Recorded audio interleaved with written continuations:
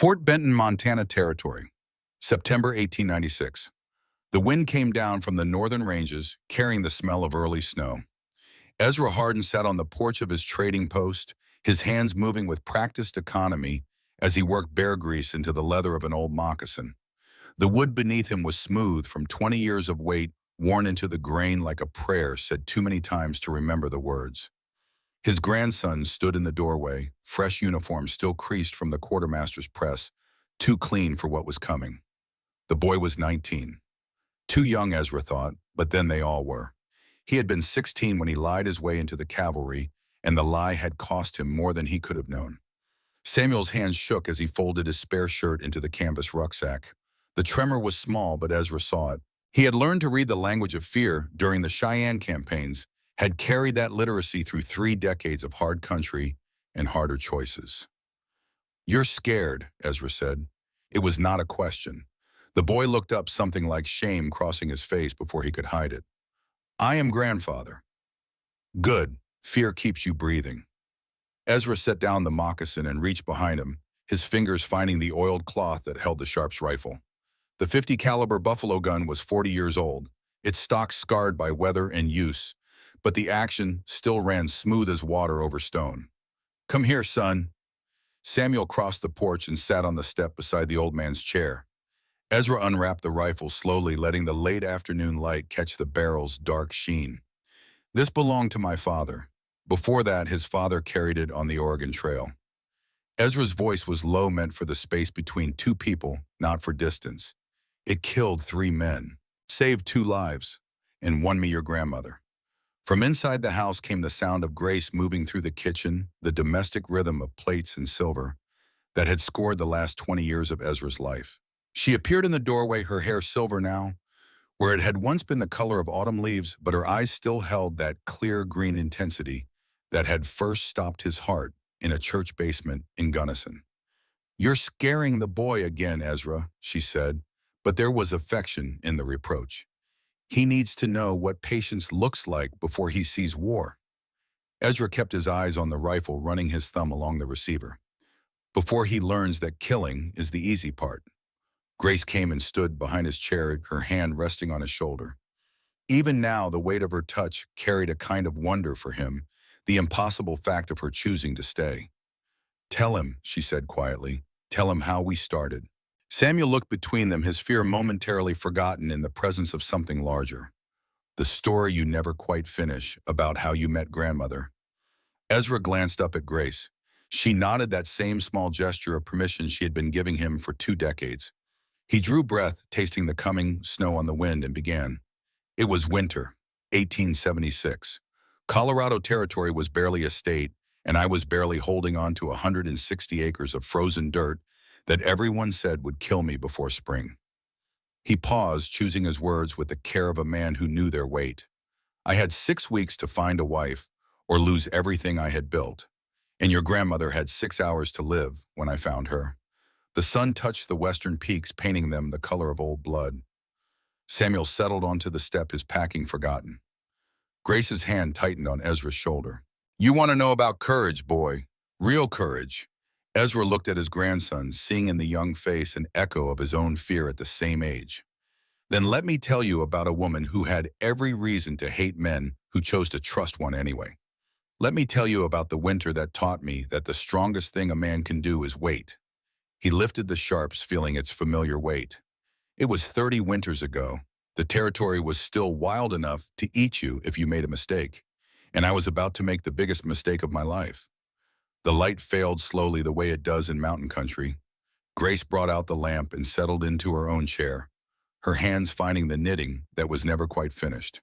Samuel leaned forward, caught. "It started," Ezra said, his voice dropping into the cadence of memory, "the day I got the letter from the land office. Gunnison Valley, Colorado Territory, November 1876. The paper was government yellow cheap stock that tore easily along the fold lines. Ezra read it 3 times, standing in the doorway of his cabin, while the first snow of the season whispered through the pines. Each reading changed nothing. The words remained the same, bureaucratic and final as a hanging judge. Homestead claim requires proof of cultivation and family establishment. Single male claimants over age 40 deemed non-productive settlers. Priority given to married couples. Deadline for compliance January 1st, 1877. 6 weeks. He crumpled the paper, then smoothed it out again with hands that had forgotten how to be gentle with anything except horses and frightened animals.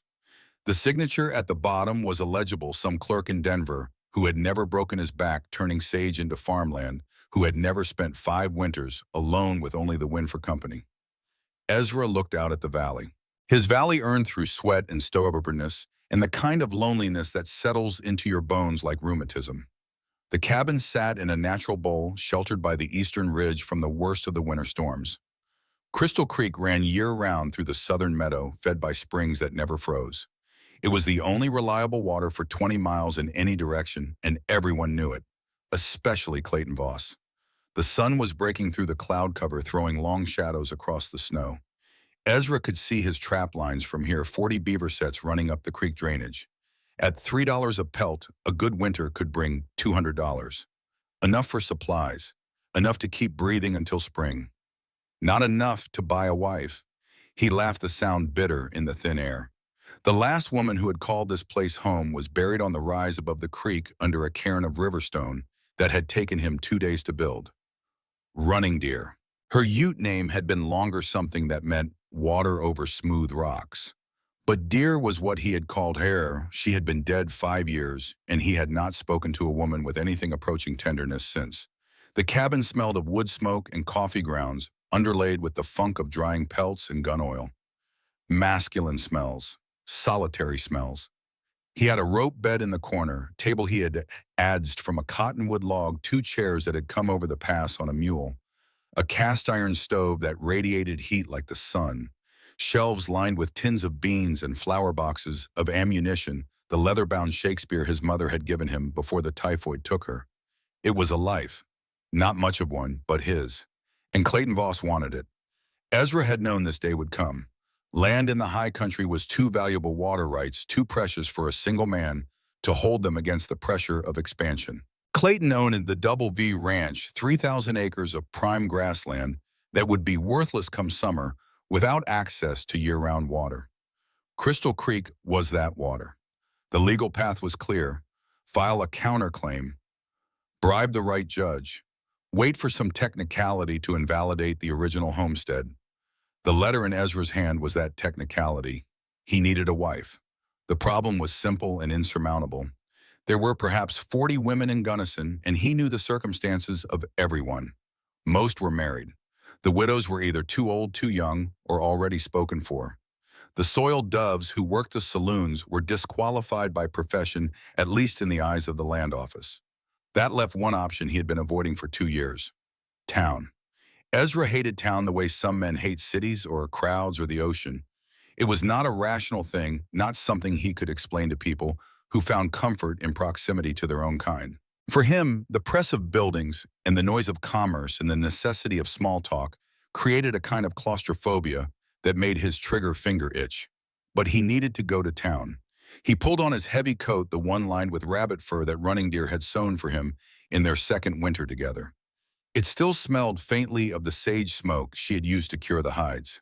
He checked the loads in his Colt Army revolver more from habit than necessity, and saddled the Appaloosa gelding he had named Comanche after the only survivor of Little Bighorn. The ride to Gunnison took 4 hours through snow that was already fetlock deep. Ezra kept to the game trails, watching for elk sign out of professional interest. The valley was quiet with that particular stillness that comes before a real storm. By nightfall, he guessed there would be another 6 inches on the ground. He smelled the town before he saw it: wood smoke and horse manure and the sour mash tang of the brewery. Gunnison sat at the confluence of 2 rivers, a cluster of false front buildings that pretended to permanence. 400 souls, give or take, depending on the season and the price of silver. Ezra tied Comanche at the rail outside the general store and stood for a moment in the street, gathering himself. A freight wagon rumbled past, the teamster's whip cracking over the backs of 6 Missouri mules. Women in heavy coats hurried along the boardwalk, their faces turned against the wind. Children ran between the buildings, their shouts sharp in the cold air. He had been coming here twice a year for supplies since he filed his claim. He knew the layout, the rhythms, the unspoken hierarchies. But familiarity bred no comfort. Sheriff Tom Wade found him before he made it to the store. Ezra Hardin. Wade was in his 50s, ex-cavalry like Ezra, carrying the same 1,000-yard stare that marked men who had seen the elephant. First time I've laid eyes on you in near about 8 months. Sheriff, Ezra touched the brim of his hat, you get a letter from the land office. There was no point in lying. Small towns had a way of knowing things before they happened. I did. Wade nodded slowly, his breath steaming in the cold. So did every other bachelor between here and Denver. A lot of nervous men this winter. What's your advice? Get married, indeed. Wade said it like he was suggesting Ezra buy a new saddle. Quick and legal. Don't matter much who long as she can sign her name. Ezra felt something cold settle in his gut. It matters. Does it? Wade's eyes were shrewd. You planning on love at your age? The question hit harder than it should have. Ezra looked past the sheriff at the mountains rising like broken teeth against the gray sky. No, but I'm not planning on a lie either. Wade studied him for a long moment, then seemed to come to some decision. There might be another way, but it's irregular. Tell me, you know about the wagon train that got hit last week up near Monarch Pass? Ezra had heard rumors. Indian trouble, some said, though the Utes had been quiet since the treaty. Others blamed road agents, the kind of human wolves that preyed on anything that moved slow and looked valuable. What about it? 4 nuns, Wade said quietly. Sisters of Charity coming up from Denver on their way to the California missions. Someone hit them hard, killed the driver, killed 3 of the sisters. He paused. Found one survivor 2 days later. She'd been hiding in the rocks. She see who did it. If she did, she's not saying anything. Doc says it's shock. Reverend Miller's got her at the church trying to get her to eat, to talk, to do anything except stare at the wall. Ezra waited. There was more coming. She can't stay at the church forever, Wade continued, and she can't go back to Denver. The Mother Superior who sent her is dead. The mission in California don't know she exists. He met Ezra's eyes. She needs a place. You need a wife. A nun. Ezra said the word carefully, testing it. Was a nun. Technical, like she can't be anymore. Not after she left the mission protection. Wade shifted his weight. I know it's strange, but Reverend Miller says she's quality people. Educated. Young, maybe 24, 25. And she's got nowhere else to go. The wind picked up driving snow down the street in swirling columns. Ezra thought about the cabin, about the silence that filled it, about the rope bed that had felt too large for one person these last 5 years. I'd like to meet her, he said. The church was a modest affair, raw timber and good intentions sitting on the east edge of town like an afterthought. Ezra followed Wade through the front door into air that smelled of beeswax and old hymnals. The interior was dim lit by windows of real glass that must have cost someone a small fortune to freight over the mountains. She sat in the corner farthest from the door. Ezra saw the posture first, hunched, protective knees drawn up with her arms wrapped around them. She wore what remained of a gray habit, the fabric torn at the shoulder and stained dark with something that might have been blood. Her hair was uncovered auburn and tangled, hanging in her face like a curtain. Sister Grace, Reverend Miller said from beside the altar. He was a thin man, earnest in the way of those who believe suffering brought you closer to God. You have a visitor. The woman did not look up. Ezra removed his hat and moved slowly into the room, keeping his hands visible. He had gentled wild horses this way, approaching from an angle, making no sudden movements. He stopped 10 feet away and lowered himself into a crouch, making himself smaller, less threatening. Ma'am, he said, his voice was rusty from disuse, rough as creek gravel. My name is Ezra Hardin. She did not respond. I have a cabin, up in the valley about 4 hours north of here. He paused, choosing his words like he was placing stones in a river looking for footing. It's quiet up there. No people, just mountains and creek water, and more sky than you can use. Still nothing. I'm not a good man, Ezra continued. I've killed people. Indians mostly during the war. Men who needed killing, I told myself, though. I don't know anymore if that was true. He took a breath. But I'm not a man who hurts women. Never have been. My wife, my first wife, she was Ute. Shoshone, actually, but raised by the Utes. She taught me that strong hands can be gentle. For the first time, the woman's head lifted slightly. Ezra met her eyes. They were green, he saw the color of new leaves, and utterly empty. Whatever lived behind those eyes had been hollowed out by something he could not see and did not need to understand. I need a wife, he said. The government says so, or I lose my land. It's not romantic. It's not kind. It's just arithmetic. He set his hat on his knee. But if you need a place where no one will find you, where you can be quiet and left alone, where you'll have a roof and food and won't be asked for anything you can't give, then I can offer that. The silence stretched. Wade and Miller stood by the altar watching. Then so quietly he almost missed it, she nodded. It was the smallest movement, barely a twitch of her chin, but it was there. Ezra stood slowly. All right then. He looked at Wade. When can we do this? Need a marriage license. Judge Pritchard can issue one, but he's gone to Denver for the week. Wade scratched his jaw. Reverend Miller can marry you, though, if you're willing to wait on the legal paperwork. How long? He's back in 3 days. Ezra calculated. 6 weeks until the deadline. 3 days was nothing. We'll wait.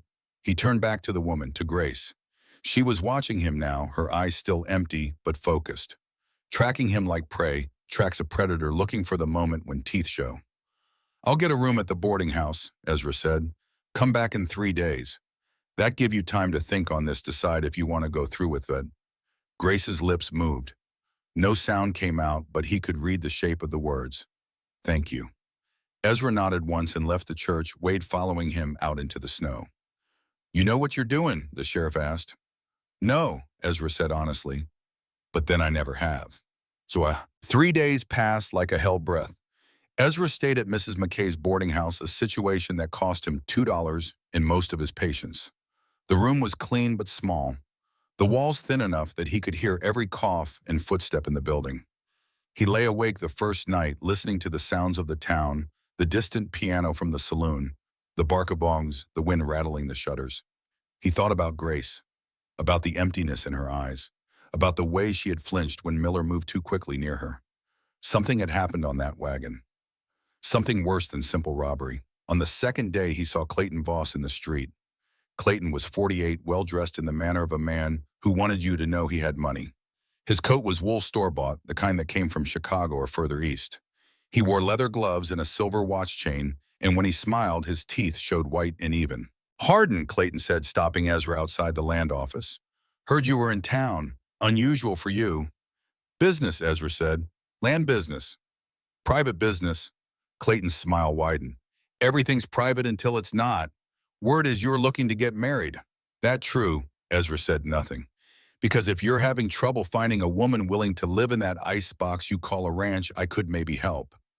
I know some ladies over in Leadville who might be persuaded. For a price. The insinuation hung between them. Ezra felt his hand drift toward his belt, where the Colt rode in its holster. Clayton saw the movement, and his smile turned sharp. Easy now, just offering friendly advice. Clayton tipped his hat. You have a good day, Hardin, and good luck with that claim. He walked away, his boots loud on the frozen boardwalk. Wade appeared at Ezra's elbow. He knows. I figured. He's going to fight this. Whatever you do, whoever you marry, he's going to challenge it. Let him. Ezra watched Clayton's back disappear into the land office.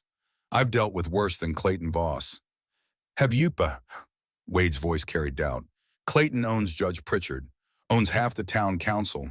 He wants your water rights bad enough to kill for them. He already has, Ezra said quietly. Wade went still. What? That wagon attack. You said nobody knew who did it, but think about it. 4 nuns, no money, nothing worth stealing. Why hit them? I don't follow. Unless they weren't the target, unless someone wanted one of them for another reason. Ezra turned to face the sheriff. Clayton mentioned ladies in Leadville, ladies who could be persuaded. What if that wagon was carrying merchandise? Wade's face went white. You're saying Clayton's running women. I'm saying it's worth asking questions.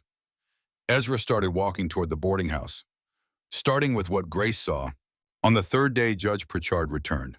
The wedding was set for that afternoon. Ezra borrowed a clean shirt from the boarding house keeper and presented himself at the church at 2 o'clock. The sky had cleared and pale winter sun turned the snow to blinding white. Grace was waiting inside. She wore a dress that belonged to Wade's wife, charcoal gray, and slightly too large, the shoulders hanging loose and the waist cinched with a borrowed belt. Her hair had been washed and braided, revealing a face that was younger than Ezra had first thought. The bruises were still there, yellow and fading, but her eyes held more life than they had 3 days ago. She looked at him and something passed between them. Not attraction, not even understanding, just acknowledgement. Two people about to make a bargain neither of them wanted, but both of them needed. The witnesses gathered, Wade and his wife Esther, Reverend Miller.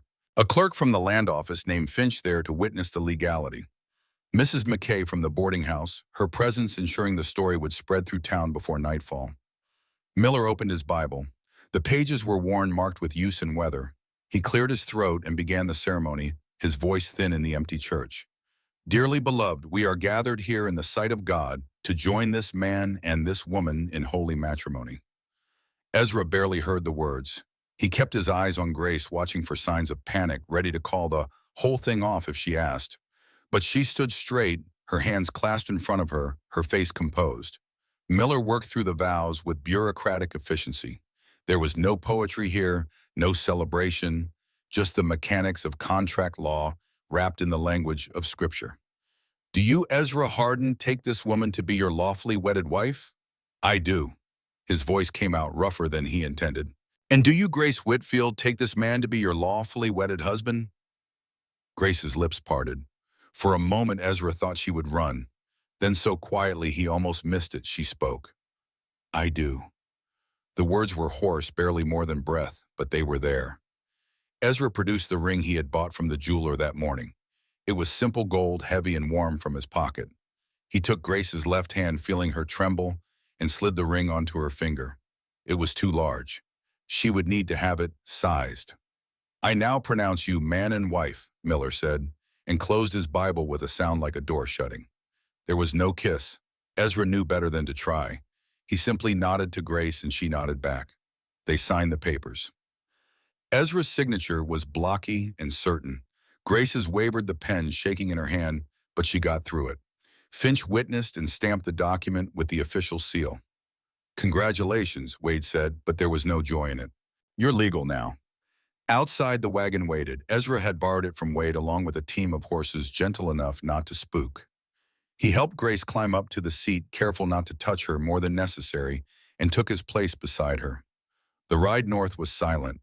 Grace sat as far from him as the seat allowed, her hands folded in her lap, her eyes fixed on the horizon. Ezra drove, watching the road and the tree line, aware of every breath she took. The sun was setting when they reached the cabin. The valley was bathed in rose and gold light, the snow turning the color of old blood. Smoke rose from the chimney where Ezra had banked the fire that morning, and the windows glowed with the promise of warmth. Ezra stopped the wagon and set the brake. He climbed down and came around to help Grace, but she was already on the ground, standing in the snow, with her borrowed dress dragging in the drifts. She looked at the cabin, at the mountains rising on all sides, at the vast empty silence of the high country. Something in her posture changed, a subtle relaxation that Ezra recognized from watching deer emerge from cover. She was not afraid of the wilderness. She was relieved by it. Come on, Ezra said. Let's get you inside before you freeze. The cabin was warm. He had left the fire going, and the interior smelled of pine smoke and coffee. Grace stood just inside the door, taking in the spare furnishings, the practical arrangement of a solitary life. The bedroom's through there, Ezra said, pointing to the room he had spent the last 3 days cleaning. It's yours. I'll sleep out here. Grace looked at him, surprise flickering across her face. I told you, Ezra said. I won't ask for anything you can't give. That includes this. He gestured at the cabin, at the space between them. You need time. I've got nothing but time. He turned away, giving her privacy, and busied himself at the stove. He could hear her moving behind him, slow, uncertain steps toward the bedroom. The door did not close. He had deliberately left it off the hinges, wanting her to know she was not trapped. When he looked again, she was sitting on the edge of the bed, still wearing her coat, staring at her hands. There's stew, Ezra said, and bread from yesterday. You should eat. She did not respond. He dished out 2 bowls and set one on the small table near the bedroom door. Then he took his own bowl and sat in the rocking chair by the fire, as far from her as the cabin allowed. They ate in silence. Grace managed 3 bites before setting the bowl aside. Ezra finished his and went back for seconds, not because he was hungry, but because it gave him something to do with his hands. Night fell. The temperature dropped. Ezra added wood to the fire and checked the shutters, making sure the cabin was sealed tight against the cold. Grace watched him move, her eyes tracking his every motion with the wariness of something hunted. "I'm going to turn in," Ezra finally said. "There's a bar for the door on the inside. If you want to use it, that's fine. If you want to leave, the trail back to town is marked with blazes on the trees. You take the horse, the one called Comanche, and follow the blazes downhill. You'll hit Gunnison's by morning." Grace's eyes widened slightly. She had not expected an escape route. "But know this," Ezra continued. "If you stay, you're safe here. I will not touch you without permission. I will not raise my voice. I will not drink. And I will not let anyone hurt you. That's my word, and I keep my word." He walked to the rocking chair and sat down, pulling a blanket over his legs. He took his Bowie knife from his belt and began to sharpen it with a whetstone, the rhythmic scrape filling the silence. Grace remained on the bed watching him. An hour passed, then 2. The fire burned down to coals. Ezra's hands moved with automatic precision, blade against stone, the meditation of maintenance. He did not look at Grace, did not speak, just gave her the gift of his indifference. Finally, he heard her move. She lay down on the bed, still fully clothed, and pulled the blankets over herself.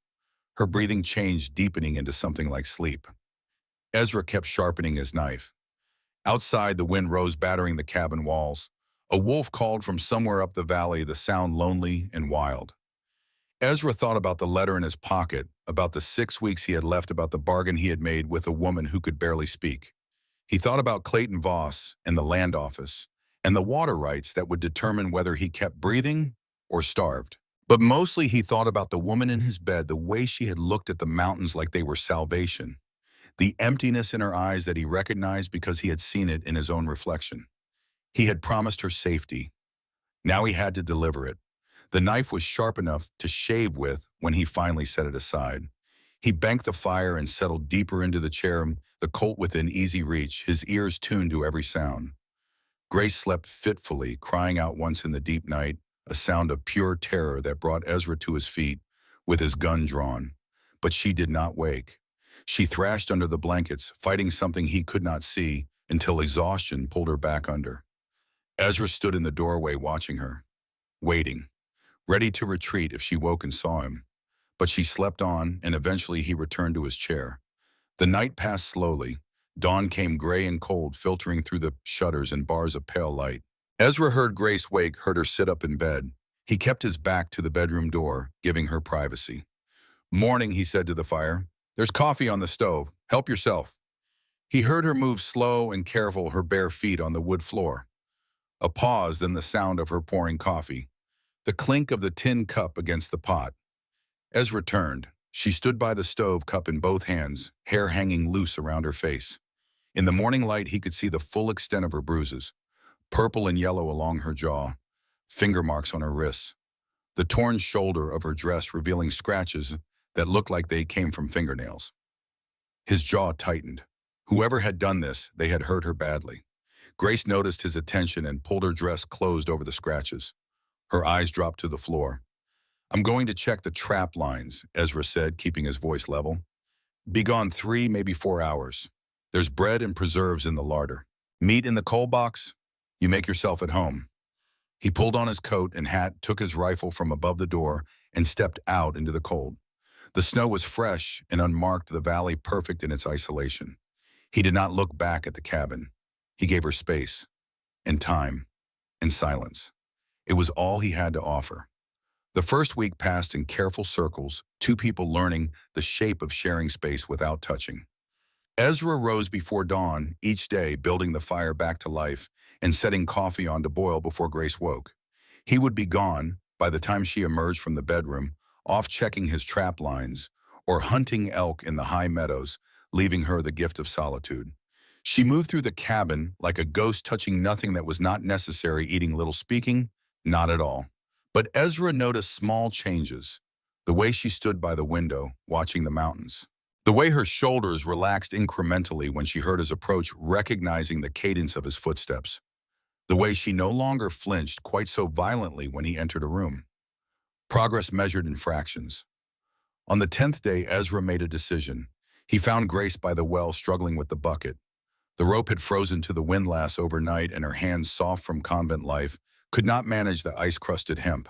She pulled, and the rope bit into her palms, drawing blood she tried to hide when Ezra approached. "Let me," he said, and she stepped back immediately, putting distance between them. Ezra worked the rope free with practiced efficiency, his calloused hands immune to the cold. He drew water and set the bucket on the wellhead, then turned to face her. "If I'm out running lines and Clayton's men come while I'm gone, you need to be able to protect yourself." Grace's eyes widened. She shook her head, a sharp negative motion. "I know you don't want to. But wanting and needing are different animals." Ezra walked to the cabin and returned with the Colt revolver. The blued steel gleamed dully in the winter light. "You don't have to like it. You just have to learn it." He set up tin cans on the fence rail, 6 of them in a row, their labels faded and peeling. Grace stood 20 yards back, her arms wrapped around herself, watching with the wariness of someone who had seen what guns could do. Ezra loaded the Colt with deliberate slowness while just showing her each step. Powder measure, percussion cap, the cylinder rotating with mechanical precision. When he was done, he held the gun out to her grip first. She did not take it. "Grace," he said quietly, "I need you to try." She looked at the gun, then at him, then back at the gun. Her hands trembled as she reached out, and when her fingers closed around the grip, they were white-knuckled with tension. Ezra stepped behind her, meaning to show her the proper stance. But the moment he moved into her peripheral vision, her body went rigid. Every muscle locked. Her breathing turned shallow and rapid. He recognized panic when he saw it. He moved away immediately, circling wide to give her space. "All right, we do this different." He knelt in the snow 15 feet from her, making himself smaller, less threatening. "Hold it like this." He demonstrated with empty hands, showing her the two-handed grip, the way the sights should line up. "Breathe out. Squeeze. Don't pull." Grace tried. Her first shot went wide by 10 feet, the recoil throwing her back a step. The sound of the shot echoed off the valley walls, and for a moment her face went blank with memory, somewhere else entirely. But she did not drop the gun. "Good," Ezra said. "Try again." 30 minutes, 12 shots. She hit one can more by accident than aim, but the achievement brought something like a smile to her face. Small, fleeting, but there. Ezra felt something shift in his chest at the sight of it. 2 days later, Esther Wade arrived with a basket of preserves and a mission. She found Grace attempting to make biscuits, the dough tough as saddle leather from over-kneading her hands covered in flour. "Oh, honey," Esther said not unkindly, "let me show you." For the next 2 hours, the cabin filled with the domestic sounds of women working. Esther's voice patient and warm, explaining the chemistry of baking. Grace's hesitant questions, her voice still rough from disuse but growing stronger. The smell of fresh bread rising. Ezra came in from splitting wood to find them laughing. Actually laughing. Grace's head thrown back, flour on her nose, genuine amusement lighting her face. The sound stopped him in the doorway like he had hit a wall. Esther saw him and smiled. "Perfect timing. Taste this." Grace held out a biscuit still warm from the oven, and for a moment their hands almost touched. Almost. She pulled back before contact, but the offering remained. Ezra took the biscuit and bit into it. Flaky, light, perfect. "This is good. Really good." Grace's smile widened. Pride, he realized. She was proud of herself. Something in Ezra's carefully maintained distance began to crack. That evening, with Esther gone and the cabin settling into its usual silence, Ezra sat by the fire whittling. He was making nothing in particular, just shaving curls from a piece of pine, letting his hands occupy themselves while his mind wandered.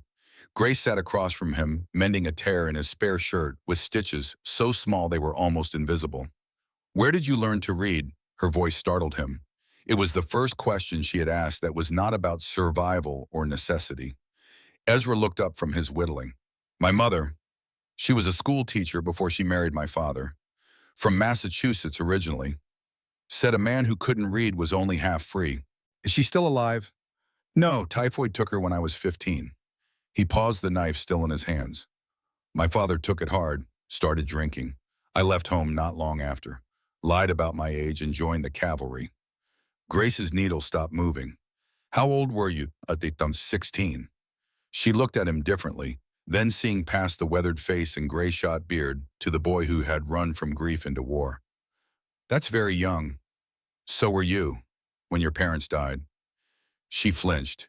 He had overstepped, but for a moment she spoke again, her voice barely above a whisper. I was 12. Cholera epidemic in St. Louis. They died 3 days apart. I remember the smell of the sick rooms, the sound of the carts coming for the bodies. Ezra waited, giving her space to continue or retreat as she chose. My uncle sent me to the convent, said it was the only safe place for an orphan girl. She looked down at the shirt in her lap. I think he just didn't want the responsibility. Were you happy being a nun? Grace considered this, her needle moving again in small, precise motions. I had purpose, structure, rules I understood. She paused. But happy, I'm not sure I knew what that word meant. Do you know now? She looked around the cabin, at the simple furnishings, the fire casting shadows on the log walls, at Ezra watching her with patient attention. I know what peace feels like. For the first time in my life. The words hung between them, fragile and important. Ezra felt the weight of them, the trust they represented. He went back to his whittling, but something had changed. The silence was no longer empty. On the 18th day, Grace cut her finger on a kitchen knife. The blood welled up immediately, bright red against her pale skin. She made a small sound of pain and surprise, and Ezra was across the room before he thought about it. Let me see. She extended her hand without the usual hesitation, and Ezra took it, gently. His rough fingers cradling her smaller hand with a care he usually reserved for injured animals. The cut was shallow, not deep enough for stitches, but it would need cleaning. He led her to the basin and poured water over the wound, washing away the blood. His hands were steady. Hers trembled slightly, but not from fear, from something else. Awareness, maybe. The strange intimacy of touch. Ezra wrapped the finger in clean cloth, tying the bandage with economical movements. But he did not let go immediately. He stood there, her hand in his, feeling the warmth of her skin, the delicate bones beneath. Grace did not pull away. Keep it dry, Ezra said, his voice rougher than he intended. Change the bandage tomorrow. Thank you. Their eyes met, held. Something passed between them that had no name, an acknowledgement of possibility. Then Ezra released her hand and stepped back, putting distance between them before the moment could grow into something she was not ready for. But that night she did not close the bedroom door all the way, just left it open a crack enough to see the firelight, to hear Ezra moving in the other room. Small permission, but permission nonetheless. On the 21st day, Sheriff Wade rode up through fresh snow with news that made Ezra's jaw tighten. Town council called a special meeting. Christmas Eve. They're reviewing land claims. Ezra stood in the doorway, blocking the cold. What's Clayton's play? He's pushing for an interview, says there's questions about the legitimacy of your marriage. Wade's breath steamed in the air. They're going to ask Grace directly. About the wedding, about the living arrangements. She doesn't have to answer anything. If she doesn't, they'll assume fraud. Wade shifted in his saddle. Ezra, they're going to ask intimate questions to verify the marriage is real. Grace appeared behind Ezra, wrapping a shawl around her shoulders against the draft. I'll answer them. Both men looked at her. It was the first time she had inserted herself into a conversation, the first time she had chosen to engage rather than hide. Grace, you don't have to, Ezra said. If I don't, you lose the land. Her voice was steady. I won't let that happen. After Wade left, Ezra and Grace sat by the fire. The day was dying outside, the light going blue and cold. Ezra could feel the tension radiating from her, the way her hands twisted in her lap. They'll try to embarrass you, he said. Make you uncomfortable, that's the point. I know. You can still change your mind. I can figure something else out. Grace turned to face him fully, and in her eyes he saw a determination he had not known was there. You saved my life, gave me a home, asked for nothing in return. Her voice broke slightly. The least I can do is sit through questions. It's more than questions, it's judgment. The whole town watching, whispering, deciding if you are worthy. Let them decide. She straightened her spine. I know what I am, what I'm not. Their opinions can't hurt me worse than I've already been hurt. Ezra saw the truth in that. Whatever waited for them in town, it could not compare to what she had survived on that wagon. The day before the council meeting, Grace paced the cabin like a caged animal. Ezra recognized the signs of building panic the way her breathing quickened, her hands clenched and unclenched. Grace, she stopped, turned to him. You don't owe me this. I know. She crossed the room and for the first time stood close to him without flinching, close enough that he could smell the lavender soap Esther had given her. But I want to do it. For you, because you're the best man I've ever known. Her hand came up slowly, giving him time to move away. Her fingers touched his face, tracing the scar that ran from his cheekbone into his beard. Her touch was feather-light, questioning. How did this happen? She whispered. Cheyenne Arrow, 1865. Did it hurt? Not anymore. The moment stretched, charged with possibility. Grace's face was inches from his, her lips slightly parted, her eyes searching his. Ezra felt the pull of it, the desire to close that distance, to taste her mouth, to pull her against him. But he had made a promise. He stepped back, breaking the spell. Not like this, not because you think you owe me something. Grace's face showed hurt, then understanding. When then? When you want to. Not because of land or obligation or gratitude. When it's just because you want me. What if I already do? The question nearly broke him. Then we wait until you're sure. Until there's no doubt. Until you can say it in daylight without any fear. She nodded slowly, accepting the boundary he had drawn, but something in her expression said the waiting would not be long. Christmas Eve arrived with clear skies and bitter cold. The ride to Gunnison took 5 hours through snow that had drifted chest-deep in places. Ezra drove the wagon, carefully watching Grace from the corner of his eye. She sat straight-backed, her jaw set, armored in determination. The town hall was packed. Every citizen who could walk had turned out, drawn by the spectacle of judgment. Ezra helped Grace down from the wagon and felt the weight of 100 eyes on them. The whispers started immediately, a susurrus of speculation and gossip. Inside, the hall was overheated and smelled of wet wool and unwashed bodies. A long table had been set up at the front, and behind it sat Judge Pritchard, Reverend Miller, and 3 town elders Ezra recognized by face, if not by name. Clayton Voss sat in the front row, flanked by 2 men Ezra did not know. One was thick-necked and brutal-looking. The other was lean and sharp-featured, with eyes that tracked Grace like a predator watching prey. Ezra felt his hand drift toward his gun. Wade, standing near the door, saw the movement and gave a subtle shake of his head. Not here. Not now. Judge Pritchard called the meeting to order by banging his gavel. We're here to examine the marriage claim of Ezra Hardin and Grace Whitfield. The Federal Homestead Act requires legitimate family establishment. Questions have been raised regarding the validity of this union. He looked at Ezra with something like contempt. Mr. Hardin, please approach. Ezra stood and walked to the front of the room. Grace remained seated, her hands folded in her lap, but he could see the tension in her shoulders. Mr. Hardin, why did you marry this woman? Needed a wife for the land claim. Gasps rippled through the crowd. The naked honesty of it shocked them. Pritchard's eyebrows rose. So you admit the marriage is a fraudulent contract? No, sir. I admit the reason for it. The marriage itself is real. Real in what sense? You've known this woman less than a month. Yeah, real in every sense that matters. Pritchard leaned forward. Do you share sleeping quarters with your wife? The question was designed to humiliate. Ezra met it head on. That's between me and Grace. It's very much public business when a homestead claim is at stake. Do you share a bed with your wife, Mr. Hardin? The silence in the room was absolute. Ezra could feel Grace's eyes on him, waiting to see if he would lie to protect her privacy. No, he said. The crowd erupted in whispers. Clayton smiled, a predator's expression. Pritchard banged his gavel for silence. Then this marriage is unconsummated. By law, an incomplete marriage can be annulled. By law, Ezra said quietly, a marriage is consummated when both parties agree it is. What happens in our bedroom is nobody's business but ours. The court disagrees. Pritchard turned to Grace. Mrs. Hardin, please approach. Grace stood.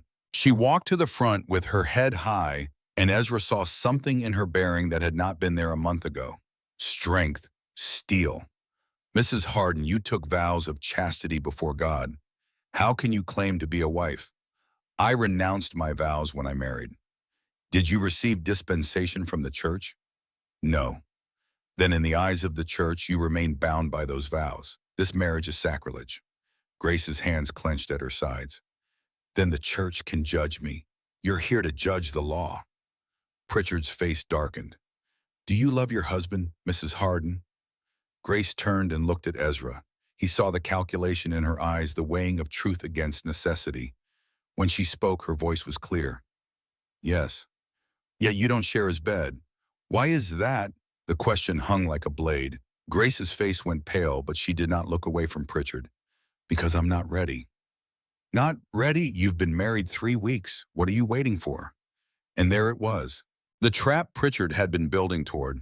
Grace's breath came faster, her composure beginning to crack. Ezra started to move to intervene, but Grace held up a hand, stopping him.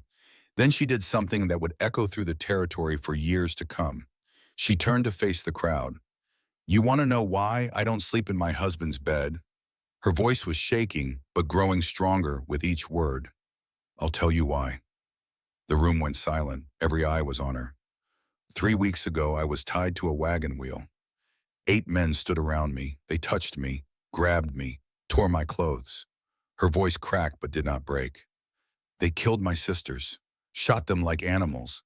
Sister Mary fought so they broke her neck. Sister Ruth was too old to sell, so they put a bullet in her head. Women in the crowd gasped. Men shifted uncomfortably. One of those men is in this room right now. Grace pointed directly at the lean man sitting beside Clayton.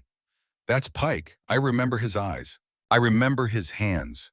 Pike went white. Clayton grabbed his arm, but the damage was done. The crowd turned, staring at the man with naked accusation. Grace was not finished. When I came to Ezra's home, I flinched every time he moved.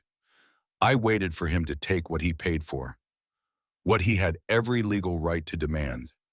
She turned to look at Ezra, and her eyes were bright with unshed tears. But he didn't. He slept in a chair for 3 weeks. In his own house. He taught me to shoot, to cook, to not be afraid. Her voice rose, filling the hall. You ask if this marriage is real. It's more real than most I've seen. It's built on patience, on respect, on a man choosing to be gentle when he had every right to be hard. She faced Pritchard again. Some of you whisper that I'm broken, that I'm cold, but I'm not cold. I'm careful, and I found a man worth being careful for. The silence that followed was profound. Esther Wade was crying openly. Several other women dabbed at their eyes. Even the men looked uncomfortable, confronted with a truth they had not wanted to see. Ezra felt something in his chest expand, a pressure that was part pride, part love, part wonder at the woman who had found courage in the ruins of her trauma. Pritchard cleared his throat. A touching speech, Mrs. Harden, but the law requires more than sentiment. The law requires a marriage. We have one, signed and witnessed. Grace's voice was ice now. If you annul it, you're saying that a woman's value is only in what a man can take from her body. And if that's your law, then your law is wrong. The crowd erupted. Shouts of agreement, applause from the women. The men looked at each other, uncertain. Pritchard banged his gavel uselessly, the sound lost in the noise. Wade stepped forward, his voice cutting through the chaos. I have something to add. That man Pike, we found his tracks near a kerosene can at the Harden Ranch last week, after the barn burned. The crowd turned. Pike tried to stand, but Clayton yanked him back down. You're accusing my employee without evidence, Clayton said smoothly. I'm saying there's questions that need answering. About barn fires, about wagon attacks, about why nuns traveling to California end up dead in Colorado. Pritchard banged his gavel again. This meeting is about the Harden marriage, not wild accusations. Then rule on the marriage, Reverend Miller said, standing. The priest's voice was quiet but firm.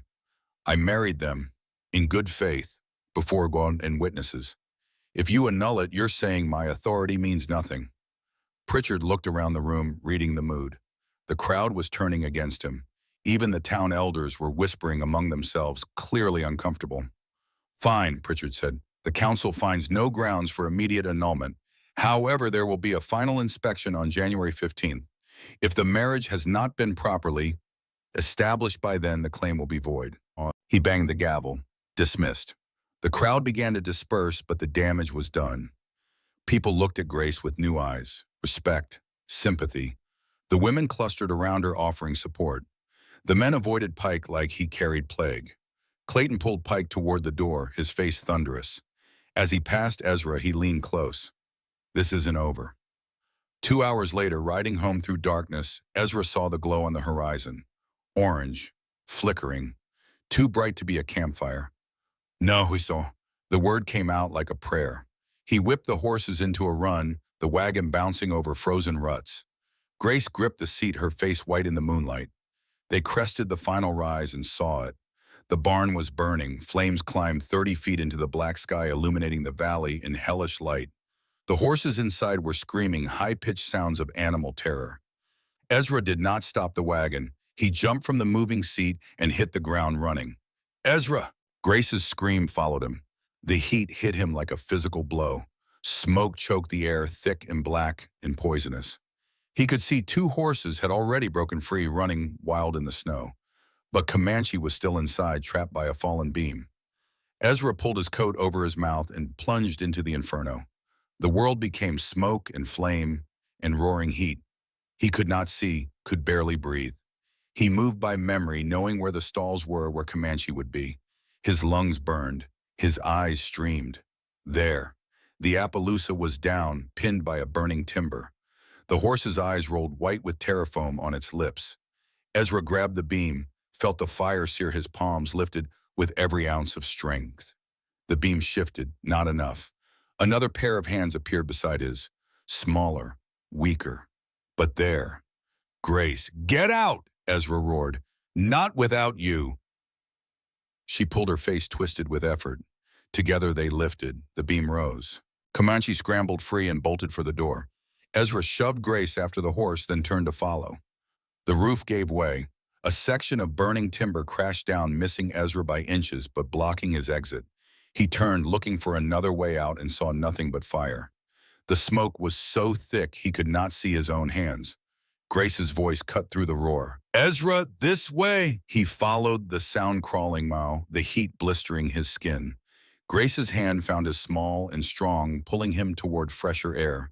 They burst through the door together and rolled in the snow, Grace beating out sparks on Ezra's coat. Behind them, the barn collapsed with a sound like thunder. Sparks geysered into the night, spinning and dying against the stars.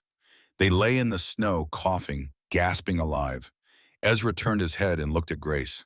She was covered in soot, her hair singed, her hands blistered.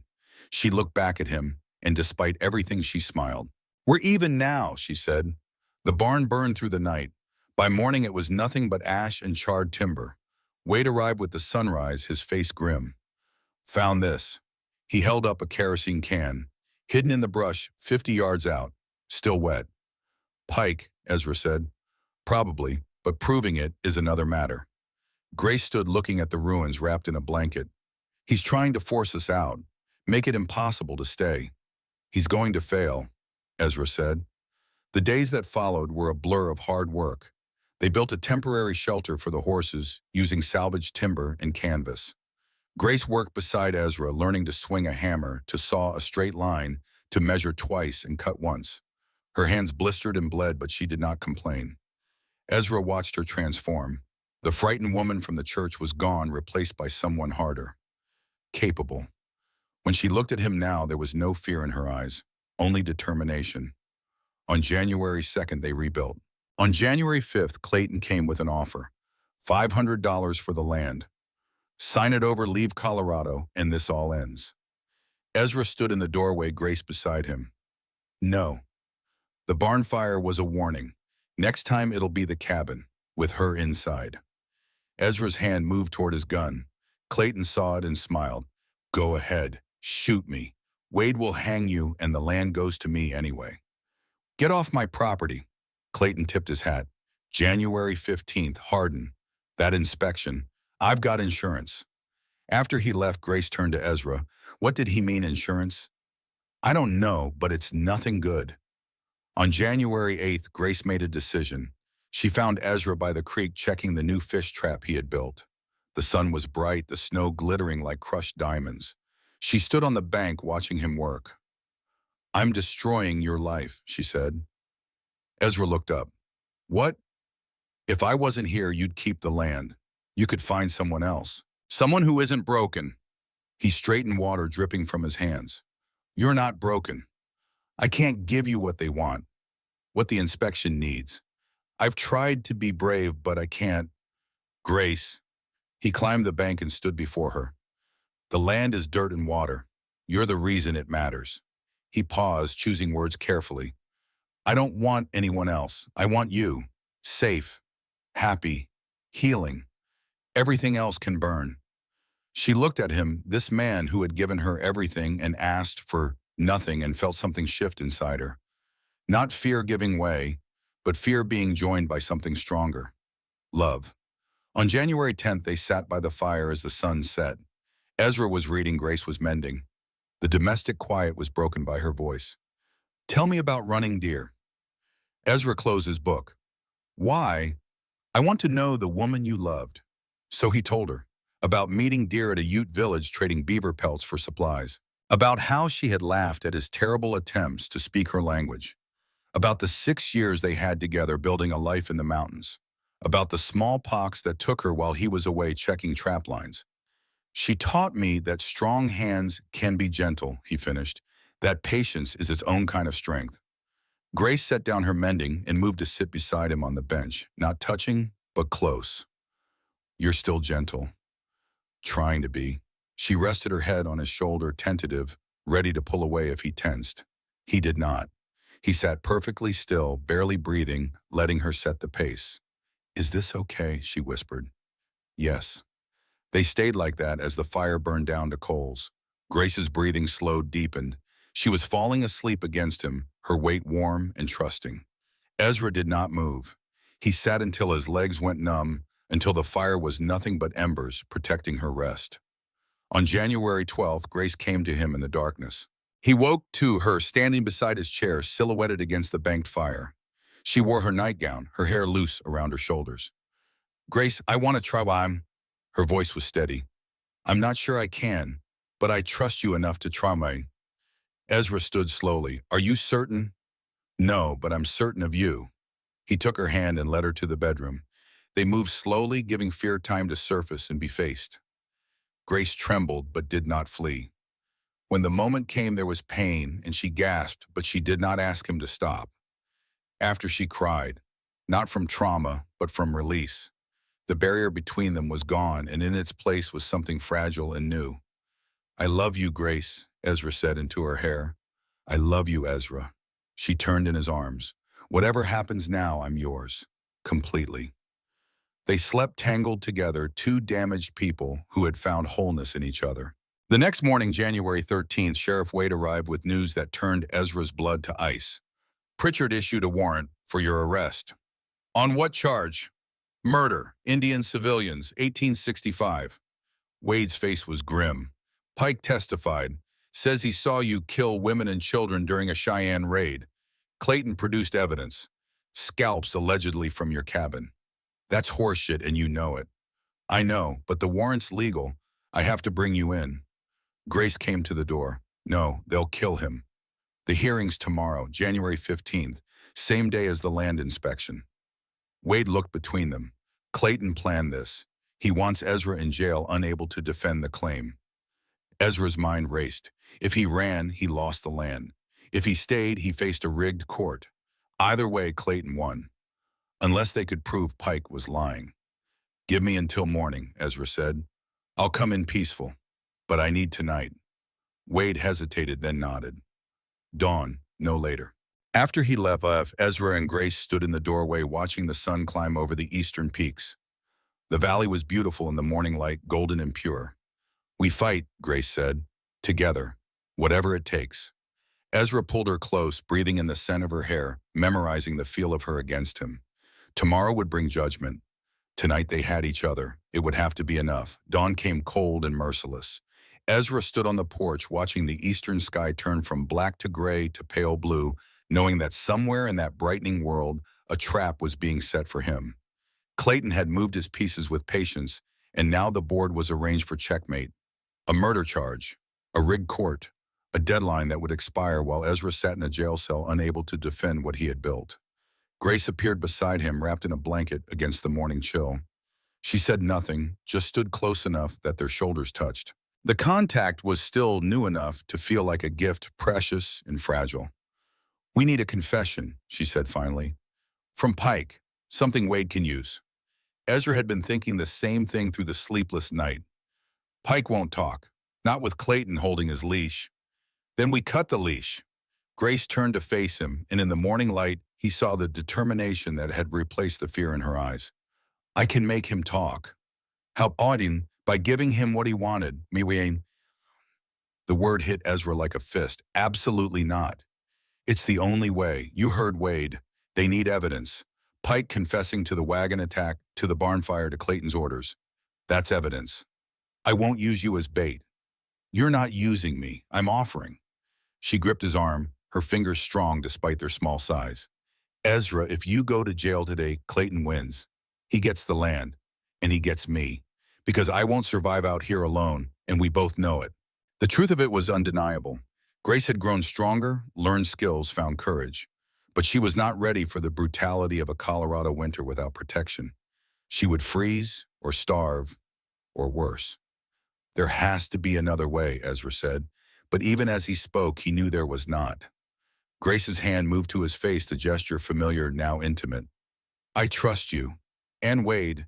You'll be close. You won't let him hurt me. If something goes wrong, then we lose. But if we do nothing, we've already lost." She stood on her toes and kissed him, a brief press of lips that tasted of desperation and resolve. "Let me fight. Please." Ezra closed his eyes, feeling the weight of command he remembered from his cavalry days. The awful mathematics of war where you sent people into danger and prayed they came back. He had sworn never to do that again. But Grace was not his soldier. She was his partner. And she was asking, not obeying. "All right," he said, "but we do it my way." Sheriff Wade arrived an hour later, riding slow to give them time to prepare. Ezra met him in the yard and laid out the plan. Wade listened, his face growing more troubled with each word. "It's dangerous," the sheriff said when Ezra finished. "If Pike moves faster than we expect, then I shoot him." Ezra's voice was flat, final. "But we need that confession, and this is the only way to get it." They spent the next 2 hours preparing. Ezra positioned himself in the barn loft, or what remained of it after the fire. The structure was skeletal, now open to the sky, but the corner nearest the cabin still held. He had a clear line of sight to the door and windows. The Sharps rifle was loaded, the action smooth, the sights checked and rechecked. Wade took position in the trees 50 yards south where he could watch the approach trail. Between them, they had the cabin covered in a crossfire. No one could get in or out without passing through their field of fire. Grace was the final piece. She rode into town alone, following the script they had built. At the general store, she made sure to be overheard talking to Mrs. McKay. Her voice carried just enough false confidence, just enough manufactured courage. "Ezra's been arrested. Sheriff Wade took him this morning. I'm at the cabin by myself until the hearing tomorrow." Mrs. McKay's eyes widened. "Child, you can't stay out there alone. It's not safe." "I'll be fine. Ezra taught me to shoot. And besides, who would bother me?" The words were bait seasoned with vulnerability. Grace knew how small towns worked, how gossip moved faster than horses. By noon, everyone would know she was alone. By evening, Pike would hear. She bought flour and coffee, taking her time, letting people see her. Then she rode back to the cabin, the winter sun already starting its descent toward the western peaks. Ezra watched her arrive from his position in the loft. She dismounted, tied the horse, and went inside. Through the window, he could see her moving around the cabin, lighting lamps as the day faded. Playing the part of a woman alone and unafraid. The sun set, the temperature dropped. Ezra's breath steamed in the cold air and his fingers grew numb despite his gloves. He flexed them periodically, keeping the blood moving, keeping them ready. The Sharps was a single-shot weapon. He would get one chance. It had to count. Full dark came, and with it, the moon 3/4 full, and bright enough to cast shadows. Ezra's eyes adjusted to the darkness, picking out shapes and movement in the monochrome landscape. An owl called from the pines. A coyote yipped in the distance. Normal sounds? Safe sounds? Then Comanche nickered a low warning sound that spoke of a stranger's scent. Ezra went perfectly still, his breathing shallow, his eyes scanning the tree line. Wade was out there somewhere, invisible in the darkness. Waiting. Movement. A shadow detaching itself from the larger darkness of the forest. A man on foot moving with the exaggerated care of someone trying to be quiet. He approached the cabin from the east, staying low, using the terrain for cover. Pike. Even at 100 yards, Ezra recognized the lean build, the particular way he moved. Like a predator. Like something that had spent its life hunting weaker things. Pike circled the cabin, once checking for watchers for traps. He saw nothing. The loft where Ezra crouched was dark and still, just another shadow among shadows. Wade was downwind, invisible. Satisfied, Pike approached the door. He knocked, a sound like knuckles on wood that carried clearly in the cold air. Ezra put his eye to the rifle sight, the crosshairs finding Pike's center mass. His finger rested on the trigger, not quite touching. Not yet. Grace opened the door. She stood silhouetted in the lamplight, and even from a distance, Ezra could see her hands were shaking. Not acting. Real fear, controlled but present. Mr. Pike, her voice was steady despite the tremor in her hands. What brings you here? Heard your husband got arrested. Thought you might need some company. That's kind, but I'm fine. Pike's hand shot out faster than Ezra expected, grabbing Grace's wrist. She tried to pull back, but he was stronger. He yanked her off balance, stepping into the cabin, kicking the door shut behind him. Ezra was already moving. He swung down from the loft, hitting the ground at a run. The distance to the cabin was 50 yards. Too far. He was too far away. Inside, Grace screamed. Not a play scream, a real one. Ezra hit the door with his shoulder, the wood splintering under his weight. He burst into the cabin to find Pike with Grace pinned against the table, one hand around her throat, the other tearing at her dress. Get off her! Pike spun his hand, dropping to the knife on his belt, but Ezra was faster. He crossed the space in 2 strides and drove his fist into Pike's face with every ounce of strength built from a lifetime of hard labor. Bone crunched, blood sprayed. Pike went down like a felled tree. Ezra grabbed him by the collar and hauled him upright, slamming him against the wall hard enough to crack the logs. Pike's eyes rolled, unfocused blood streaming from his broken nose. Why? Ezra's voice was barely human, a sound like rocks grinding. Why the wagon? Why Grace? Pike spat blood. Go to hell.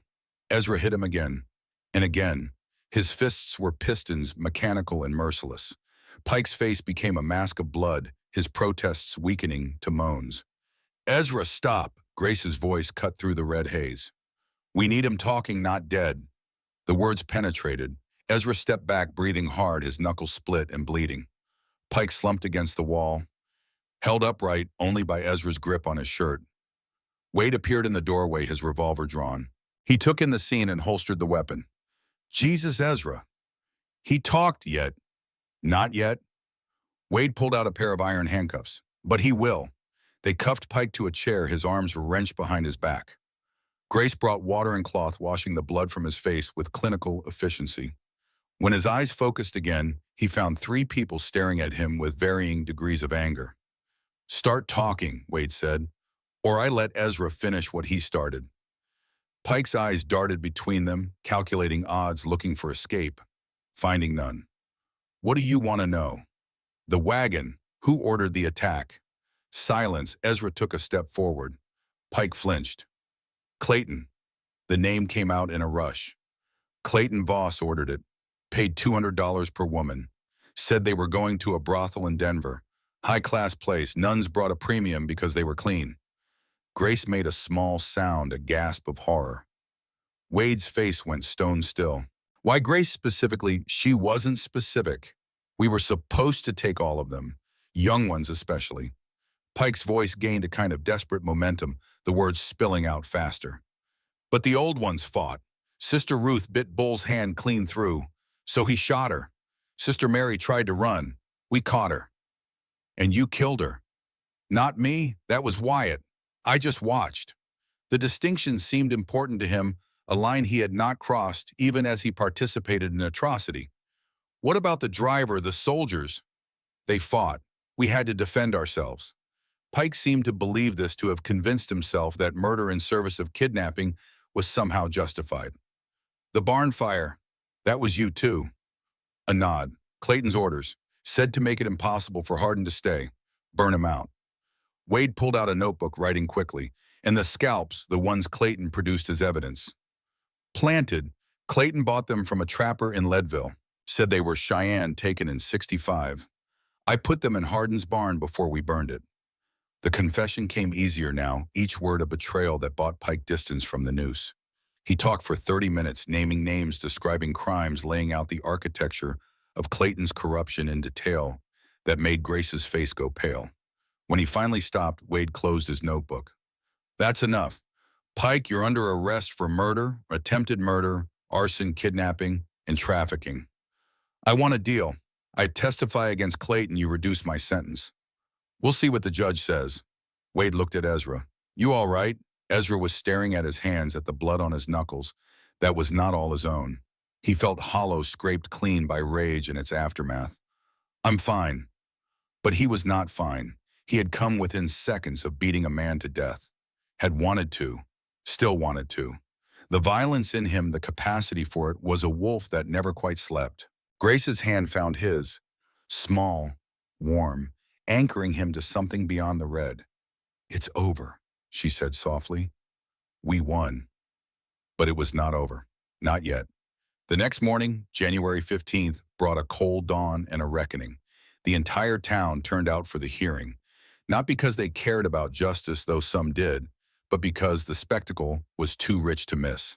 A land dispute, a murder charge, a nun who shot men and spoke like fire.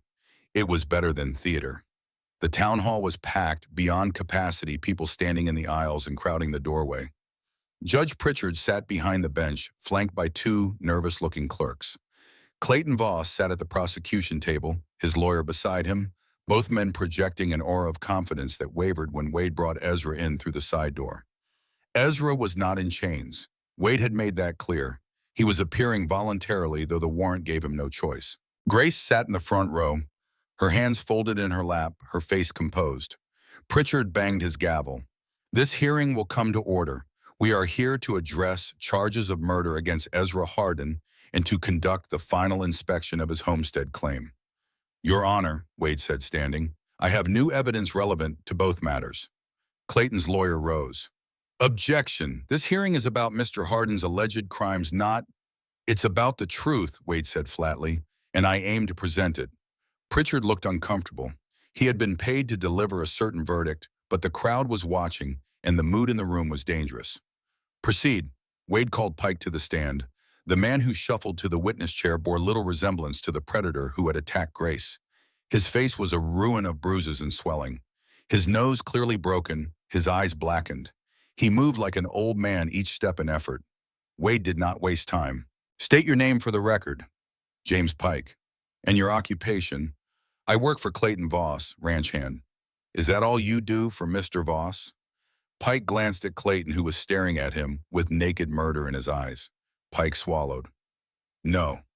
Tell the court what else you do. And Pike told them. Everything, the wagon attack, the plan to sell the nuns, the barn fire, the planted scalps. Every word another nail in Clayton's coffin. The courtroom was silent except for Pike's voice and the scratch of the clerk's pen. Grace sat perfectly still, her face a mask, but Ezra could see the tears tracking down her cheeks. Listening to the details of what had almost happened to her, what had happened to her sisters, was its own kind of torture. When Pike finished, Wade produced the notebook. This is Pike's sworn confession, witnessed by myself and Ezra Hardin. Everything he just said is corroborated here. Clayton's lawyer was on his feet. This confession was obtained under duress. Look at Pike's face, he was beaten. He was resisting arrest, Wade said calmly, and his injuries don't change the facts. Facts we can prove. He turned to the door. Bring in the next witness. The door opened and a man entered, large, scarred, the thick-necked enforcer Ezra had seen sitting beside Clayton at the town council meeting. Bull. Clayton went white. The lawyer looked confused. Bull walked to the stand with the heavy tread of a man who had accepted his fate and found a kind of peace in it. State your name. William Tate, they call me Bull. And you work for Clayton Voss. I did, not anymore. Wade produced a ledger, the kind used for accounting. Recognize this, Bull nodded. That's Clayton's private book, where he keeps records of jobs he don't want the ranch foreman knowing about. And what kind of jobs are those? Murder, mostly. Bull said it matter-of-factly, like he was discussing the weather. Sometimes intimidation, sometimes worse. Wade opened the ledger and began to read. Dates, names, amounts paid, a catalog of crimes stretching back 3 years, bribes to Judge Pritchard, payments to Pike and others for the wagon attack, money for the barn fire, all of it documented in Clayton's meticulous handwriting. Why are you testifying? Wade asked when he finished reading. Why betray your employer? Bull looked at Clayton for a long moment. Because I'm done. I've killed men for money. I can live with that. But what we did to those nuns, what we were going to do, he shook his head. That's hell. And I'm trying to stay out of hell long as I can. The courtroom exploded. Shouts, accusations, women crying, men calling for Clayton's head. Pritchard banged his gavel until the handle cracked. Clayton rose from his seat, his face purple with rage. This is conspiracy. These men are lying. The ledger is in your handwriting, Wade said. We had it verified. It's a forgery. Then explain the kerosene can we found at Hardin's barn, the one with your ranch brand on it. Clayton had no answer. His lawyer was gathering papers, preparing to flee. The crowd was turning, its mood shifting from curiosity to fury. I have more, Wade said. He pulled out a piece of paper. A telegram from the Denver Federal Marshal. 3 women matching the descriptions of the dead nuns were purchased at a brothel there in November. The madam identified the buyer as a man matching Clayton Voss's description. Clayton broke. Not slowly, but all at once, like a dam giving way. You have no idea what you've done. This land, this water, it's worth a fortune. I built an empire, and some half-savage hermit thinks he can stop me. He turned to the crowd, his voice rising to a shout. All of you, you live on my sufferance. I own the bank. I own the judge. I own this town. Not anymore. Pritchard's voice was quiet, but it carried. The judge looked old, suddenly, and tired. Clayton Voss, I find you guilty of conspiracy to commit murder, kidnapping, trafficking, bribery, and arson. You are remanded to custody pending trial. Like hell. Clayton's hand dropped to his waist, coming up with a revolver that must have been hidden under his coat. He aimed it at Grace. She started this. She ends it. Time compressed. Ezra was moving, throwing himself between Grace and the gun. Wade was drawing his own weapon. Clayton's finger was tightening on the trigger. Then Grace stood. She stepped around Ezra, and in her hand was the Colt .44 he had taught her to shoot, the one she had been carrying concealed in the folds of her dress. Put it down, she said. Her voice was steady. Clayton laughed.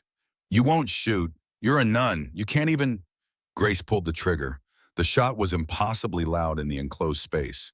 The bullet hit Clayton in the shoulder, spinning him around. His gun clattered to the floor. He clutched the wound, blood welling between his fingers, his face a mask of shock. Grace lowered the Colt but did not release it. I'm not a nun anymore, and I'm not afraid of you. The room erupted. Men rushed forward to secure Clayton. Wade kicked the revolver away and slapped handcuffs on the wounded man. A doctor was called. Grace stood in the center of the chaos, still holding the gun, her face calm. Ezra reached her first. He took the Colt gently from her hand and pulled her into his arms. She was shaking now, the adrenaline crash hitting hard, but she was also smiling. I didn't kill him, she said into his chest. I could have. I wanted to, but I didn't. I know. Ezra held her tighter. I know. Pritchard banged what remained of his gavel. This court finds Ezra Hardin innocent of all charges. Furthermore, the homestead claim is validated as legitimate. The land is his. But Ezra barely heard. He was holding Grace, feeling her heartbeat against his chest, marveling at the strength it took to show mercy when vengeance was available. They had won. Against odds that should have crushed them, they had won. The weeks that followed were a blur of legal proceedings and rebuilding. Clayton was tried and sentenced to hang. The execution was set for March, giving him time to make peace with whatever gods might listen. Pike received life imprisonment in exchange for his testimony. Bull got 10 years with the possibility of parole for cooperation. Judge Pritchard resigned in disgrace and left Colorado. The town council appointed a new judge, a circuit rider from Denver, with a reputation for honesty. The first thing he did was review all of Pritchard's recent rulings looking for other miscarriages of justice. Ezra and Grace used the winter to rebuild. The barn rose again, larger than before, with a proper hayloft and solid foundations. Neighbors who had been silent during the conflict appeared with offers of help. Men who had doubted came with hammers and nails. Women who had whispered came with food and fellowship. Grace was no longer an outsider. She was Mrs. Harden, the woman who had stood up to Clayton Voss, the woman who had shot a man to defend herself and chosen not to kill. She was respected in a way that went beyond mere acceptance. Spring came late that year, the snow reluctant to release its grip on the high country. But when it finally broke, it broke spectacularly. The valley erupted in wildflowers, carpets of blue and gold, stretching from creek to tree line. The aspen leafed out, turning the mountainsides green. Water ran everywhere, singing over rocks, filling the creek until it overflowed its banks. Ezra taught Grace to fish. She was terrible at it, her casts landing in trees more often than water, but she laughed at her own incompetence and kept trying. They stood in the creek together, the cold water numbing their feet, the sun warm on their faces, and for the first time in years, Ezra felt something like happiness, uncomplicated by memory or fear. One evening in May, as the sun painted the peaks in shades of rose and amber, Grace came to him with news. They were sitting on the porch watching the day end, the ritual they had developed over the long winter. "I think I'm pregnant." Ezra went very still. The rocking chair beneath him stopped moving. "Are you sure?" "Not completely, but the signs are there." She took his hand, guiding it to her stomach. "Right here. Growing." Ezra felt something break open in his chest, a flood of emotion he had no name for. Joy and terror in equal measure. He had lost a child, once had held his daughter as she died, had sworn never to risk that kind of pain again. But Grace was looking at him with such hope, such trust, that he could not give voice to his fear. "That's wonderful," he said, and meant it despite the terror. The pregnancy was confirmed in June by the doctor in Gunnison. Grace was healthy, the child developing normally. The due date was sometime in January, a full year after the hearing that had decided their fate. Ezra became impossibly protective. He would not let Grace lift anything heavier than a teacup. He checked on her, constantly monitoring her breathing, her color, her appetite. She tolerated it with amused patience, understanding that his fear came from love. As summer deepened, Grace's body changed. Her belly swelled, her movements became careful and considered. She glowed with a kind of contentment that transformed her. The shadows that had haunted her eyes faded, replaced by something softer. They talked about names. If it was a mom, Ezra suggested Daniel, which meant, "God is my judge." Grace liked the symmetry of it, the way it acknowledged what they had survived. If it was a girl, she wanted Ruth after the sister who had fought and died on that wagon. She would have wanted to be remembered, Grace said, not as a victim, but as someone who fought. Autumn brought the harvest. They pulled potatoes from the garden, fat and plentiful. Grace canned preserves, filling the shelves with jars of Taiwan pickles that glowed like jewels in the lamplight. Ezra hunted elk, bringing down a bull that provided meat enough for the winter. They smoked it, salted it, stored it away against the cold months. In September, a letter arrived from the Vatican. It was addressed to Grace, written in formal Latin, that the new reverend had to translate. The church, after reviewing her case, had granted dispensation. Her vows were officially annulled. She was free to live as a married woman without spiritual conflict. Grace read the letter and laughed. "Now they give me permission. After everything." "Does it matter?" Ezra asked. "No." She folded the letter and set it aside. "Not anymore." The baby came on a bitter January night, 1 year to the day after the hearing. Grace's labor started at dusk and lasted through the night. Esther Wade served as midwife, her capable hands and calm voice guiding Grace through the pain. Ezra paced outside, wearing a path in the snow, listening to Grace's cries with a helplessness that made him want to tear the world apart. This was the one thing he could not fix, the one battle he could not fight. He could only wait. Dawn was breaking when Esther opened the door. "Ezra, come meet your daughter." He entered the cabin to find Grace propped up in bed, exhausted but radiant. In her arms was a tiny creature, red-faced and squalling, wrapped in a blanket Grace had spent months knitting. "Ruth," Grace said, looking up at him with tears streaming down her face. "Her name is Ruth." Ezra took the baby with trembling hands, marveling at her weight, her warmth, the impossible delicacy of her fingers. She stopped crying at his touch, her dark eyes opening to study his face with an intensity that seemed beyond her minutes of life. "Hello, little one," he whispered. "Welcome to the world." Grace watched them, her husband and daughter, and felt a completeness she had never thought possible. They were a family, built from trauma and patience, tested by fire and malice. They had become something whole. The years that followed were not easy, but they were good. Ruth grew into a strong-willed child with her mother's green eyes and her father's stubbornness. Two more children followed, a boy named Michael and another girl they called Sarah. The ranch prospered. Ezra's beaver trapping gave way to cattle ranching as the fur trade died. The 160 acres grew to 500 as he bought out struggling neighbors. The cabin expanded room by room until it was a proper house. Grace became a pillar of the community. She taught children to read in the winter months when snow made travel difficult. She tended the sick, drawing on herbal knowledge learned from Esther. She helped organize the church, though she never took vows again. And at night, when the children were asleep and the house was quiet, she and Ezra would sit on the porch holding hands as they had that first winter, watching the stars wheel overhead. 18 years passed in this fashion. Ruth grew into a young woman, strong and capable, who could ride and shoot as well as any man. She married a rancher named Daniel, a good man who treated her with the respect Ezra had modeled. And then came the war with Spain, and Samuel, Ruth's oldest son, received his draft notice, which brought Ezra full circle to this porch, this moment, this telling. Samuel sat on the step, his uniform still crisp, his eyes shining with unshed tears.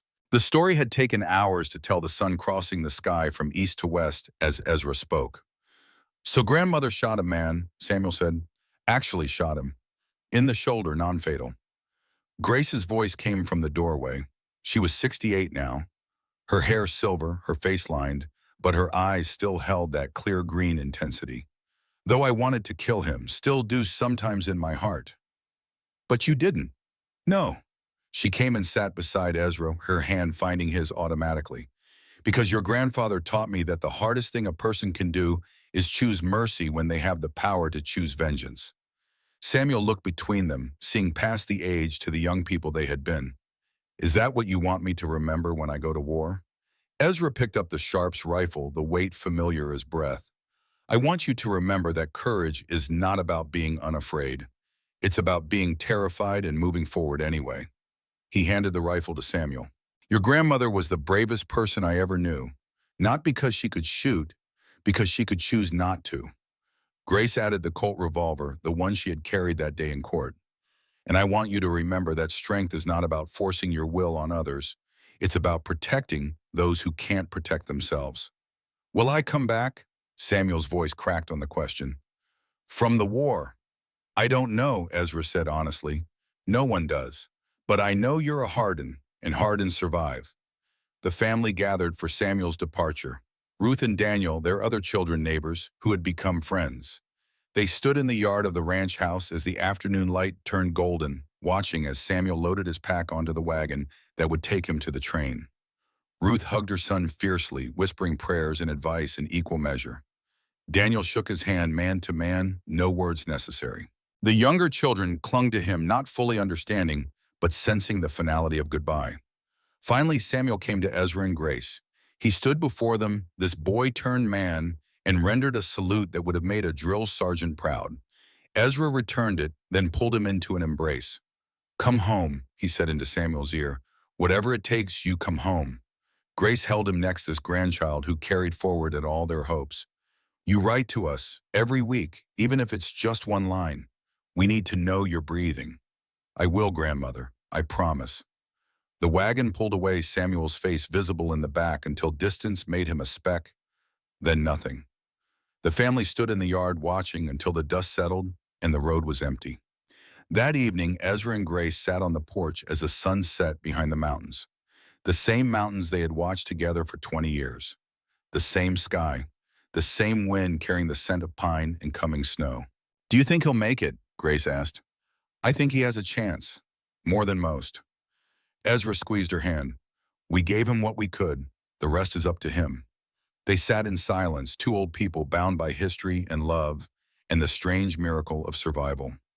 Around them, the ranch settled into evening, cattle lowing in the distance, the creak of the windmill, the first stars appearing in the deepening blue. Do you regret it? Ezra asked. Any of it. Grace considered the question, looking back over 2 decades of joy and sorrow, triumph and fear. I regret that I didn't find you sooner, that we only get one life together. She turned to him, her eyes reflecting the last light. But choosing you staying, building this, she gestured at the house, the land, the legacy they had created. I've never regretted it for a single moment. Ezra pulled her close, breathing in the scent of her hair, feeling her heartbeat against his chest. 20 years and the wonder of her choosing him had never quite faded. Neither have I, he said. They rocked slowly, the chairs creaking in rhythm as the stars emerged one by one. Somewhere in the house, a grandchild laughed. In the barn, horses nickered their goodnights. The wind moved through the valley, carrying the promise of winter and the memory of all the winters they had survived together. The story was told, the rifle passed down, the next generation sent into the world with prayers and hope and the accumulated wisdom of those who had walked hard roads before them. But the legacy would endure, in the land they had fought to keep, in the children they had raised, in the simple, profound truth that love, real love, was built not in moments of passion, but in years of patient choosing, day after day, through fire and fear and the endless work of living. Ezra Hardin and Grace Whitfield had started as strangers bound by necessity. They had become partners through trial. And they had ended as they sat now, two people who had found in each other a home more permanent than any structure of wood and stone. The stars turned overhead, the night deepened, and in the high country of Colorado, in a valley carved by ancient glaciers and watered by eternal springs, two old people sat together in the darkness, holding hands, watching the sky, content in the knowledge that they had built something that would outlast them both. Their story, carried forward in the blood of their descendants, would be told on porches and in parlors for generations to come, a testament to courage and patience, to the strength found in gentleness, to the power of choosing mercy over vengeance. But for now, in this moment, it was enough simply to sit, to breathe, to feel the warmth of a hand in yours and know that despite all the world could throw at you, you were not alone. You had never been alone, and you never would be.